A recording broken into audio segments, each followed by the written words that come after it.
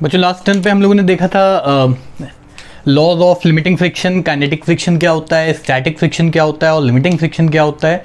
ठीक है, coefficient of friction भी बताया था क्या होता है। आज हम लोग बात करेंगे एंगल ऑफ रिपोज की।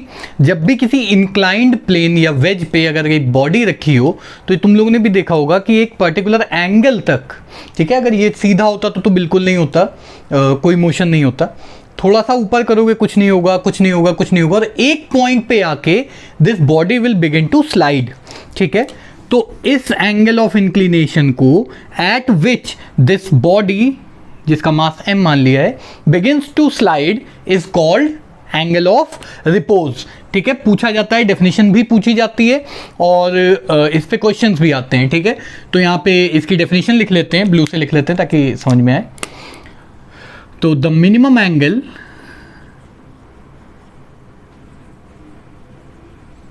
ऑफ इंक्लिनेशन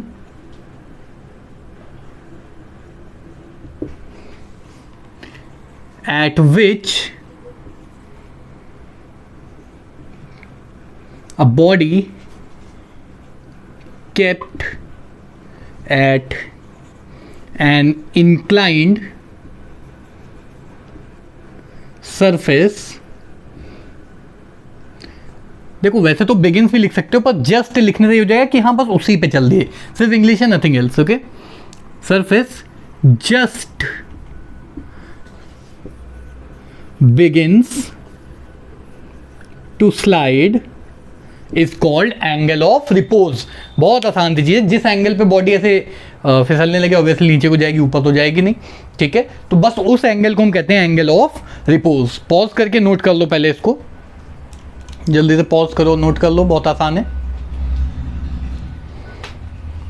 अब ये एंगल ऑफ रिपोज अगर हमको समझना है तो हमको कंपोनेंट लेना आना चाहिए, और ये कंपोनेंट कैसे लिए जाते हैं वो भी मैं बताता हूं। अब यही वाला हम लोग दोबारा से बनाएंगे डायग्राम।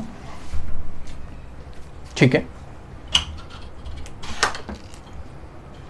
ओके, तो सबसे पहले तो एक हमने वेज मान लिए, दूसरे कलर से बना देते हैं veg.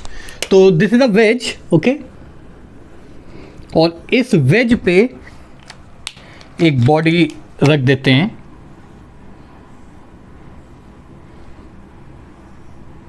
This is the body, okay, body का मास हमने मान लिया है m, ओके। अच्छा, एंगल मान लिया है थीटा, बहुत आसान तरीका है इसको समझने का। और फ्रिक्शन कोफिशिएंट या कोफिशिएंट ऑफ फ्रिक्शन जो सरफेस और बॉडी के बीच में लग रहा है वो हमने माना है म्यू। ओके, यहां पे हमने मान लिया है म्यू। ठीक है, अच्छा, अब इस बॉडी पे क्या क्या फोर्सेस लगेंगे, पहले यहीं पे एफबीडी भी बना सकते हो। ओके, इस केस में तो भाई नीचे को तो लगेगा इसका वेट ऐसे mg, ठीक, वेट हमेशा नीचे को लगता है। नॉर्मल रिएक्शन इस सरफेस के परपेंडिकुलर लगेगा कुछ इस तरह से, n फॉर नॉर्मल रिएक्शन। यहां बड़ी दिक्कत आएगी हमको। अब देखो बॉडी नीचे को स्लाइड करेगी तो फ्रिक्शन कहां लगेगा, ऑब्वियसली उसके ऑपोजिट। ठीक है, तो यहां पे जो फ्रिक्शन लगेगा वो लगेगा इस तरफ को, F मान लिया हमने, फ्रिक्शनल फोर्स सिर्फ F भी मान सकते हो। ठीक है, और कोई फोर्स तो लग नहीं रही। अब इसी बॉडी में जस्ट बिगिन टू स्लाइड है, इसका मतलब सारे फोर्सेस यहां बराबर हो जाएंगे। ठीक है, सारे हॉरिजॉन्टल और सारे वर्टिकल फोर्सेस बराबर हो जाएंगे, पर उसके जस्ट बाद बॉडी स्लाइड करेगी। तो हम ये भी मान सकते हैं कि बस बराबर होते ही स्लाइड कर जाएगी। अब 0.0001 को हम निगलेक्ट कर सकते हैं ना, इतना सा। तो जल्दी से पहले ये वाला डायग्राम बनाओ, फिर इसी में भी और कॉम्पोनेंट बनाते हैं। पॉज करो और ये वाला डायग्राम बना लो, और आई होप सबने बना लिया होगा। तो भाई देखो mg को दो कंपोनेंट में अब हम डिवाइड करते हैं। ठीक, mg को डिवाइड किया दो कंपोनेंट में, एक इस वेज के परपेंडिकुलर और दूसरा इस वेज के पैरेलल। ठीक है, अगर ये एक हमारा मान लो ये mg है तो हम इसको दो कंपोनेंट में डिवाइड कर सकते हैं ना, ऐसे और ऐसे। ओके, इसको अगर हम डिवाइड करेंगे तो दो कंपोनेंट मिल जाएंगे। बस हमने वही काम किया, इसमें कुछ भी ऐसा नहीं है जो बहुत कठिन हो।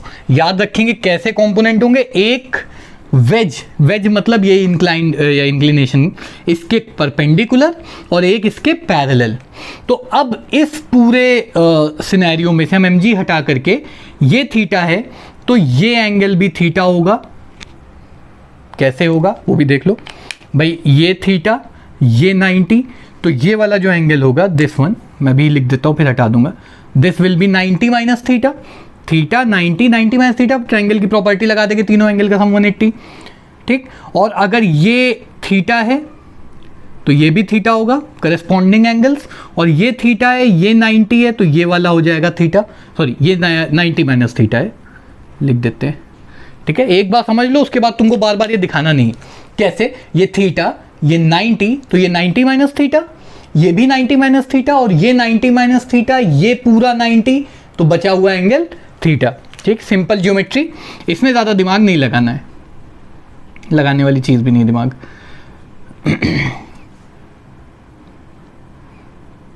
ओके, अब जब यहाँ तक हो गया है तो अब जल्दी से हम लोग कंपोनेंट्स लिख लेते हैं। भाई ये अलोंग द एंगल है, एडजेसेंट टू द एंगल, तो इसको लिखेंगे हम लोग mg cos थीटा, ठीक है। यहाँ लिखेंगे mg sin थीटा, कैसे निकाला, वही वेक्टर वाला, थीटा के साथ वाला cos कंपोनेंट, थीटा के ऑपोजिट वाला sin कंपोनेंट, ठीक है। तो ये हमारे पास सारी फोर्सेस आ गई। अब इसका फ्री बॉडी डायग्राम बनाएंगे क्योंकि यहाँ पे बहुत घिचपिच हो गई है, तो यहाँ पे बना लेते हैं। इस बॉडी के परपेंडिकुलर जो लग रहा है that is mg cos theta नीचे को, तो नीचे को लग गया mg cos थीटा, ठीक। ये वाला फोर्स इसको ऐसे कर लिया। ऊपर को लग रहा है नॉर्मल रिएक्शन n, इस तरफ को लग रहा है फ्रिक्शनल फोर्स Ff जिसकी वैल्यू होती है म्यू इंटू n, ये हम लोगों ने देखा था थर्ड पॉइंट में लॉ ऑफ लिमिटिंग फ्रिक्शन के। और इस तरफ को लग रहा है mg साइन थीटा, ठीक। बस यही चीज़ हमने अब FBD में बना करके दिखा दी है। इसको यहाँ से अभी जल्दी से पहले ये बना लेना, फिर FBD बना लो। आने वाले फिर जब प्रैक्टिस हो जाएगी तब FBD भी बनाने की ज़रूरत नहीं पड़ेगी आप लोगों को। तो सबने आई होप बना लिया होगा, नहीं तो अभी पॉज कर दो तुरंत और बना लो पहले। ओके, अब हम लोग FBD को रहने देते हैं और ये वाला केस हटा देते हैं। अब अगर वर्टिकल फोर्सेस बराबर हैं और हॉरिजॉन्टल फोर्सेस बराबर हैं तो we can write mu into n equals mg sine theta, ठीक। ये फोर्स बराबर ये फोर्स, वर्टिकल फोर्सेस बराबर यानी कि n equals mg cos theta, ठीक है। दोनों इक्वेशंस को डिवाइड कर दो, मतलब इसको इससे डिवाइड कर दो, तो n से n कैंसिल, mg से mg कैंसिल, तो म्यू इक्वल्स tan थीटा आ जाएगा। यानी कि बॉडी के वेट से कोई मतलब नहीं होगा यहाँ पे, ठीक है। मैथमेटिकली कोई मतलब नहीं होगा, ओके।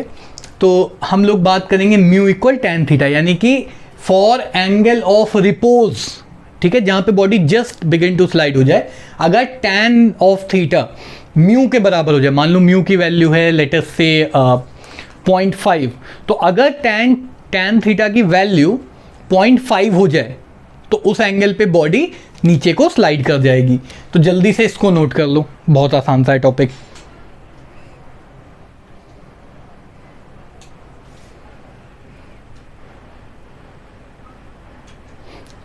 ओके, अब नेक्स्ट हम लोग जो वीडियो जो लेक्चर होगा उसमें हम लोग इसके क्वेश्चंस करेंगे, इसके क्वेश्चन करना सीखेंगे, ठीक है। तो आज की क्लास बहुत छोटी थी क्योंकि सिर्फ एंगल ऑफ रिपोज बचा था। अब हम लोग up the incline, down the incline और अलोंग प्लेन सरफेस इसके क्वेश्चंस करेंगे, ठीक है।